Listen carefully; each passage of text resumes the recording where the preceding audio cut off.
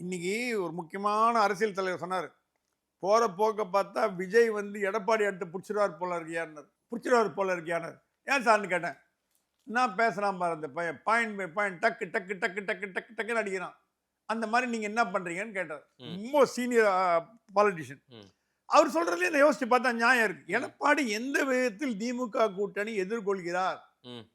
எதிர்கொள்ள தயாராகி கண்ணு மூடி கண்ணு திறந்தா தேர்தல் வந்துரும். ஆமா. ஆச்சு முடிஞ்சு போச்சு. ம். March over.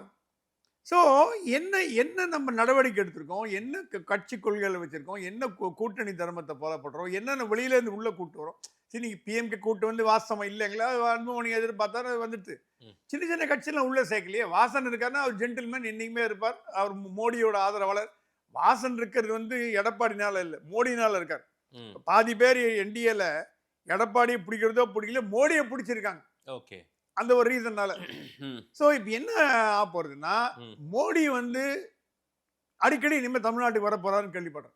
ம். இல்ல அது வராரு 3 முறை வரார். வராரு. அவர் ஒரு வாரம் சொன்னாராம் அமித்ஷாட்ட. ஆ. அமித்ஜி லீவ் இட். அவ்வளவுதான் ஒரே வார்த்தை லீவ் இட். விட்டுரு நான் பாத்துக்கிறேன். யார் மோடி? மோடி கையில் எடுத்தாருன்னா ஆ. எடப்பாடியால எதிர்க்க முடியாது. ம்ஹும். 60 கொடுத்தாலும் கொடுத்து தான் ஆகணும். ம். துணை முதலமைச்சர்னா டெல்லிக்கு அமித்ஷா கூப்பிட்டு அமைச்சதே எடப்பாடிய ஒரு குண்டு தூக்கி போட்டாராம். துணை முதலமைச்சர் பாஜக கொடுத்தே ஆகணும்னு சொல்றோம். உங்களை ஜெயிக்க வச்சு காட்டுறோம். ஆ. அது சொன்னா நீங்க திமுக அமைச்சர்கள் மீது கைது நடவடிக்கை எடுக்கல, கைது பண்ணல, அது பண்ணல ஆரம்பிச்சாராம். Wait wait wait wait. அதான் என்டிஏவோட எலெக்ஷன் மேனிஃபெஸ்டோவான்னு கேட்டாராம். ஆ. திமுக அமைச்சர்களை கைது செய்வதுங்கிறது என்டிஏ மேனிஃபெஸ்டோவா? ஆ. என்ன பண்ணீங்க என்டிஏ மேனிஃபெஸ்டோ?